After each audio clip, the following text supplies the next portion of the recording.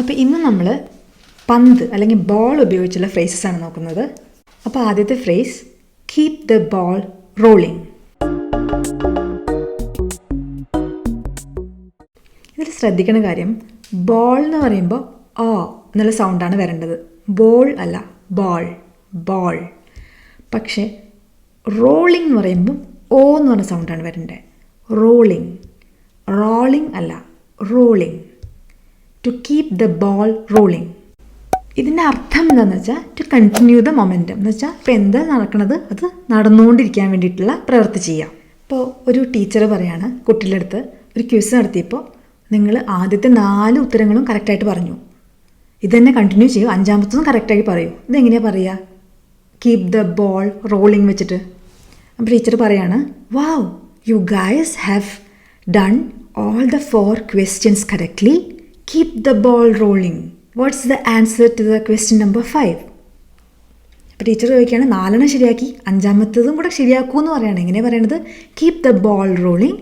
Watts the answer to question number 5? അപ്പോൾ അവിടെ നിങ്ങൾ ശരിയാക്കണം എന്നാണ് അതിൻ്റെ അർത്ഥം. അതവിടെ ഡയറക്റ്റ്ലി പറഞ്ഞില്ലെങ്കിലും ഇങ്ങനെ പറയുമ്പോൾ കീപ് ദ ബോൾ റോളിംഗ് 4 ശരിയാക്കി, കീപ് ദ ബോൾ റോളിംഗ് എന്ന് പറഞ്ഞാൽ 5-മത്തതും ശരിയാക്കണം. ഇനി വേറൊരു സെനറിയോയിൽ നമ്മളൊരു വീട് വയ്ക്കുകയാണ്. അപ്പം എൻ്റെ ഉത്തരവാദിത്തം എന്തായിരുന്നു? സിമെൻറ്റ്, മണൽ, കമ്പി ഇതൊക്കെ കൊണ്ടുവരിക. അപ്പോൾ ഞാനിതൊക്കെ ചെയ്തിട്ടുണ്ട്. ഇനി നിൻ്റെ ഉത്തരവാദിത്തമാണ് ബാക്കിയുള്ള കാര്യങ്ങൾ ചെയ്യുക, എന്നാലേ നമ്മുടെ കൺസ്ട്രക്ഷൻ നടക്കുള്ളൂ. അപ്പോൾ ഇതൊന്ന് നമുക്ക് കീപ് ദ ബോൾ റോളിംഗ് വെച്ചിട്ട് പറയണം. I have purchased the raw materials for the building construction, അല്ലെങ്കിൽ I have procured the raw materials for the building construction. Now it's up to you to keep the ball rolling എന്ന് വെച്ചാൽ ഇനിയിപ്പോൾ നിൻ്റെ ഉത്തരവാദിത്തമാണ് ബാക്കിയുള്ള കാര്യങ്ങൾ ചെയ്യുന്നത്. നൗ ഇറ്റ്സ് യുവർ ടേൺ, അല്ലെങ്കിൽ now it's up to you to keep the ball rolling. ഇനി നമ്മൾ കുറേ ഇംഗ്ലീഷ് പഠിക്കുന്നുണ്ട്, അപ്പോൾ ഓൾറെഡി നമ്മൾ കുറേ ചെയ്തിട്ടുണ്ട്. Let's keep the momentum. അതെങ്ങനെയാണ് പറയുക? We have already done so much, let's keep the ball rolling. We have already done so much, let's keep the ball rolling. അടുത്ത phrase drop the ball.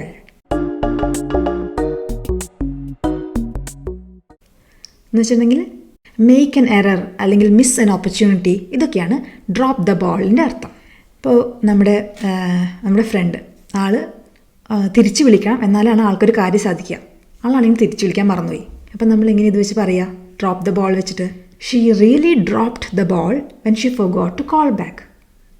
She റിയലി dropped the ball when she forgot to call back.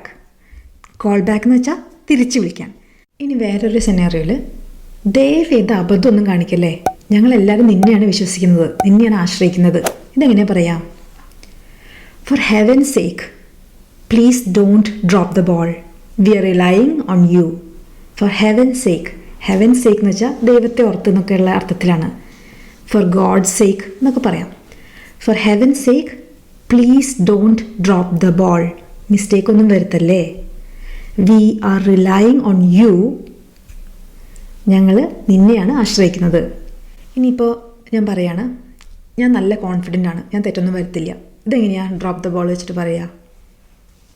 I M very confident, I won't drop the ball. ഞാൻ നല്ല confident ആണ്, I'm very confident, I won't drop the ball. ഞാൻ mistake വരുത്തില്ല. അടുത്ത ഫ്രേസാണ് too many balls in the air.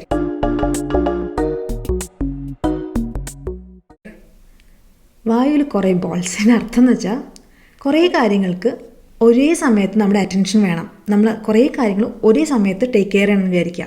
അപ്പോഴാണ് നമ്മൾ പറയുക too many balls in the air. നമ്മുടെ കൂട്ടുകാരി നീതു ഭയങ്കര സ്ട്രെസ്ഡ് ആണ്. കാരണം എന്താ?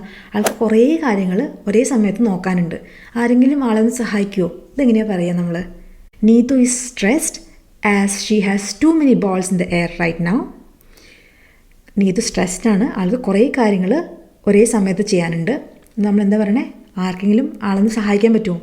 Can somebody lend her a helping hand. Lending a helping hand എന്ന് വെച്ചാൽ ഒരു കൈ സഹായം കൊടുക്കാൻ പറ്റുമോ എന്ന്. Neethu is stressed because she has too many balls in the air right now. Can somebody lend her a helping hand. ഒന്നുകൂടെ നോക്കാം.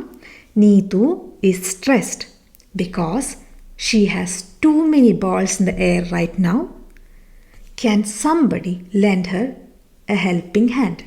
ഇങ്ങനെ കുറേ കാര്യങ്ങൾ ഒരേ സമയത്ത് വരുന്നതിന് നമ്മൾ too many things on my plate എന്നും പറയും. I have too many things on my plate. കുറേ കാര്യങ്ങൾ എനിക്കിപ്പോൾ ചെയ്യാനുണ്ട്. I can't do this. എനിക്ക് ചെയ്യാൻ പറ്റില്ല. അങ്ങനെയൊക്കെ കുറേ വർക്കുകളൊക്കെ ഒരുമിച്ച് വന്നിട്ട് തലയ്ക്ക് ഭ്രാന്ത് പിടിക്കുന്ന ആൾക്കാർ പറഞ്ഞ് കേൾക്കാറുണ്ട്. അടുത്ത ഫ്രേസാണ് ball is in your court. നമ്മൾ പലപ്പോഴും കേട്ടിട്ടുണ്ടാവും അല്ലേ, ബോൾ നിങ്ങളുടെ കോർട്ടിലാണെന്ന്. അതിൻ്റെ അർത്ഥം എന്ന് വെച്ചാൽ ഇനി നിങ്ങളുടെ ചുമതലയാണ്, ഇനി നിങ്ങളുടെ റെസ്പോൺസിബിലിറ്റി ആണെന്ന്. അപ്പോൾ ഇത് ഉപയോഗിച്ചുള്ള കുറച്ച് സെനേറിയോസ് നമുക്ക് നോക്കാം. എനിക്ക് പറ്റുന്നത് പരമാവധി ചെയ്തു കഴിഞ്ഞു, ഇനി നിങ്ങളുടെ റെസ്പോൺസിബിലിറ്റിയാണ്. ഇതെങ്ങനെ പറയാം? I have done all I can, now the ball is in your court. എനിക്ക് ചെയ്യാൻ പറ്റുന്നതൊക്കെ ഞാൻ ചെയ്തിട്ടുണ്ട്, ഇനി നിങ്ങളുടെ ചുമതലയാണ്, നിങ്ങളുടെ റെസ്പോൺസിബിലിറ്റിയാണ്. I have done all I can, now the ball is in your court. ഇനിയിപ്പോൾ വേറെ ആരെങ്കിലും എപ്പോഴും നമ്മുടെ മുകളിലേക്ക് റെസ്പോൺസിബിലിറ്റി ഇടാമെന്ന് വിചാരിച്ചോ. അപ്പോൾ ആരാ? അമിത് എപ്പോഴും എല്ലാ റെസ്പോൺസിബിലിറ്റി എൻ്റെ മുകളിലേക്ക് ഇടുക. ശരിയല്ല. എങ്ങനെയാണ് പറയാം? Amit keeps pushing the ball into my court, this is not fair. Amit keeps pushing the ball into my court, this is unfair. Unfair എന്ന് വെച്ചാൽ ഫെയർ അല്ല, ഇത് ന്യായമല്ല. Amit keeps pushing the ball into my court, this is not fair. അടുത്ത phrase in the same ball park. Ball park എന്ന് വെച്ചാൽ ശരിക്കും base ball എന്ന് പറഞ്ഞ ഗെയിം നടക്കണ ഒരു ഗ്രൗണ്ടിനെയാണ് ബോൾ പാർക്ക് എന്ന് പറയുക. പക്ഷേ in the same ball park എന്ന് വെച്ചാൽ to be of similar cost or similar amount. ഏകദേശം ഒരുപോലെയുള്ളതോ അല്ലെങ്കിൽ ഒരേ വിലയുള്ള സാധനങ്ങൾക്കാണ് in the same ball park എന്ന് പറയുക. അപ്പോൾ ഇതിൻ്റെ കുറച്ച് സെനേറിയോസ് നോക്കാം. ഇന്ത്യയിലത്തെ എഡ്യൂക്കേഷൻ സിസ്റ്റത്തിൻ്റെ കോസ്റ്റും അമേരിക്കയിലത്തെ എഡ്യൂക്കേഷൻ സിസ്റ്റത്തിൻ്റെ കോസ്റ്റും കമ്പയറബിളേ അല്ല എന്ന് നമുക്ക് ബോൾ പാർക്ക് വെച്ച് എങ്ങനെയാണ് പറയാം? ഒന്ന് വീഡിയോ പോസ് ചെയ്തിട്ട് നിങ്ങളുടെ തന്നെ ഒരു സെൻറ്റൻസ് ഉണ്ടാക്കൂ, അതിനുശേഷം എൻ്റെ സെൻറ്റൻസ് എങ്ങനെയാണെന്ന് നോക്കൂ. The cost of higher education in India and the US are not in the same ball park. ഇന്ത്യയിലെയും US-ലെയും ഹയർ എഡ്യൂക്കേഷൻ്റെ കോസ്റ്റ് താരതമ്യം ചെയ്യാനേ പറ്റില്ല. The cost of higher education in India and the US are not in the same ball park. ഇപ്പം നമ്മുടെ വീട് നമ്മൾ റിനോവേറ്റ് ചെയ്യാന്ന് വെച്ചാൽ അതിൻ്റെ കാര്യങ്ങളൊക്കെ പൊളിച്ച് പണി അല്ലെങ്കിൽ അങ്ങനത്തെ വല്ല ചെറിയ ചെറിയ മരാമത്ത് പണികളൊക്കെ നടത്തുകയാണ്. അപ്പം നമുക്കൊരു ആർക്കിടെക്റ്റ് ഉണ്ട്. ഈ ആർക്കിടെക്റ്റിനോട് നമുക്കൊരു ഏകദേശം എസ്റ്റിമേറ്റ് ചോദിക്കണം. അപ്പോൾ നമ്മൾ ബോൾ പാർക്ക് വെച്ചിട്ട് എങ്ങനെ ചോദിക്കാമെന്ന് നോക്കാം. I will ask the architect for a ball park estimate of the cost of renovation. ഇതൊക്കെ റെനോവേറ്റ് ചെയ്യാനുള്ള ഒരു ഏകദേശ എമൗണ്ട് ഞാൻ നമ്മുടെ ആർക്കിടെക്റ്റിൻ്റെ അടുത്ത് ചോദിക്കും. I will ask the architect for a ballpark estimate of the cost for renovation. Renovation ചെയ്യാനുള്ള കോസ്റ്റ് ഞാൻ ഒരു എസ്റ്റിമേറ്റ് ആർക്കിടെക്റ്റിൻ്റെ അടുത്ത് ചോദിക്കും. ഒരു ബോൾ പാർക്ക് എസ്റ്റിമേറ്റ് ഇത് കോമൺ ആയിട്ട് യൂസ് ചെയ്യുന്ന ഒരു ഫ്രേസാണ്. എന്തെങ്കിലും ഏകദേശം ഒരു എസ്റ്റിമേറ്റ് അറിയണമെങ്കിൽ ഒരു ബോൾ പാർക്ക് എസ്റ്റിമേറ്റ് എന്ന് പറയും. ഇനിയിപ്പോൾ നമ്മൾ ഒരു സാധനം വാങ്ങിക്കുകയാണ്, അതിൻ്റെ ഏകദേശ വില ഒരു 500 മുതൽ 800 രൂപയൊക്കെ ആവുമെന്ന് വിചാരിക്കുക. അപ്പോൾ നമ്മളിങ്ങനെ പറയാം, a rough ballpark estimate അല്ലെങ്കിൽ a rough ballpark figure should be somewhere between 500 and 800 rupees. somewhere between എന്ന് വെച്ചാൽ ഏകദേശം, somewhere between ഏകദേശം ഇടയിൽ, അതാണ് അതിൻ്റെ ലിറ്ററൽ മീനിങ്. somewhere between എന്ന് വെച്ചാൽ ഏകദേശം.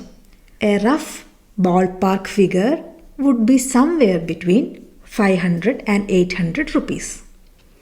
ഇനിയിപ്പോൾ നമ്മൾ എന്തെങ്കിലും ഒരു സാധനം വാങ്ങിക്കുക അല്ലെങ്കിൽ എന്തെങ്കിലും ഒരു സർവീസ് ആരോടെങ്കിലും ചോദിക്കുകയൊക്കെ ചെയ്യാം. അപ്പോൾ നമുക്ക് അവരോട് പറയണം ഒരു എസ്റ്റിമേറ്റ് വില എത്രയാണ്. അപ്പോൾ നമ്മൾ എങ്ങനെയാണ് ചോദിക്കുക? Can you give me A ball park estimate? Can you give me A ball park estimate? Ball park estimate എന്ന് പറഞ്ഞാൽ അർത്ഥം മനസ്സിലായില്ലേ? ഇത് നമ്മുടെ ഡേ ടു ഡേ ലൈഫിൽ നമുക്ക് ഇടയ്ക്ക് ഉപയോഗിക്കാൻ പറ്റുന്ന ഒരു ഫ്രേസാണിത്. അടുത്ത phrase look into one's crystal ball.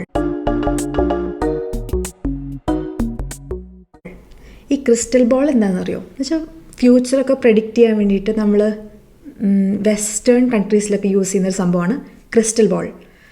നമ്മുടെ എന്താ പറയുക, മഷീഫ് നോക്കി അല്ലെങ്കിൽ രാശി നോക്കി അങ്ങനത്തെ കാര്യങ്ങളൊക്കെ ഇല്ലേ, അതുപോലെ അവരുടെ അവിടെ ഉപയോഗിക്കുന്ന ഒരു സാധനമാണ് ക്രിസ്റ്റൽ ബോൾ. അപ്പോൾ look into one's crystal ball എന്ന് വെച്ചാൽ എന്താ അർത്ഥം? ടു പ്രെഡിക്റ്റ് വൺസ് ഫ്യൂച്ചർ, ഭാവി പ്രെഡിക്റ്റ് ചെയ്യാൻ വേണ്ടിയിട്ട് ശ്രമിക്കുക, അതാണ് look into one's crystal ball. അപ്പോൾ ഇത് ഉപയോഗിച്ച് നമുക്ക് സെൻറ്റൻസസ് ഒക്കെ എങ്ങനെ ഉണ്ടാക്കാമെന്നും എങ്ങനെയാണ് നമ്മളിത് ഉപയോഗിക്കുക എന്നൊക്കെ നോക്കാം. ഈ പാൻഡമിക്കൊക്കെ കഴിഞ്ഞിട്ട് നമ്മുടെ എക്കണോമി ഒന്ന് റിക്കവർ ചെയ്യാൻ വേണ്ടിയിട്ട് കുറച്ച് സമയം എടുക്കുമെന്നാണ് എനിക്ക് തോന്നുന്നത് ഫ്യൂച്ചറിലേക്ക് നോക്കുമ്പോൾ എന്ന് ഞാൻ എങ്ങനെയാണ് പറയുക? Looking into the crystal ball എന്ന് വെച്ചാൽ ഫ്യൂച്ചറിലേക്ക് നോക്കുമ്പോൾ, ഫ്യൂച്ചർ പ്രെഡിക്റ്റ് ചെയ്യാൻ ശ്രമിക്കുമ്പോൾ, looking into the crystal ball, the economy would take a while before it recovers from the damage done by the pandemic. പാൻഡമിക്കിൻ്റെ ഈ ദുരവസ്ഥയിൽ നിന്ന് ഇക്കണോമി ഒന്ന് റിക്കവർ ചെയ്യാൻ കുറച്ച് സമയം എടുക്കും എന്നാണ് ഫ്യൂച്ചറിലേക്ക് നോക്കുമ്പോൾ എനിക്ക് തോന്നുന്നത്. Looking into the crystal ball, I think it will take a while before the economy recovers from the damage done by the pandemic. ഇനിയിപ്പോൾ സർക്കാസ്റ്റിക് ആയിട്ട് നമുക്ക് ഈ looking into the crystal ball എന്നുള്ള phrase use ചെയ്യാം. ഇപ്പോൾ നമ്മൾ സ്ഥിരമായി കേൾക്കുന്നതാണ്, എപ്പോഴാണ് ഈ പാൻഡമിക് ഒന്ന് തീരുക, എപ്പോഴാണ് ഇതൊക്കെ തീരുക എന്നുള്ള ചോദ്യം. നമുക്ക് ആർക്കും അത് പ്രവചിക്കാൻ പറ്റില്ലല്ലോ. ഇതൊക്കെ first wave, second wave, third wave, എത്ര വേവ് ഉണ്ടെന്നൊന്നും നമുക്കറിയില്ല.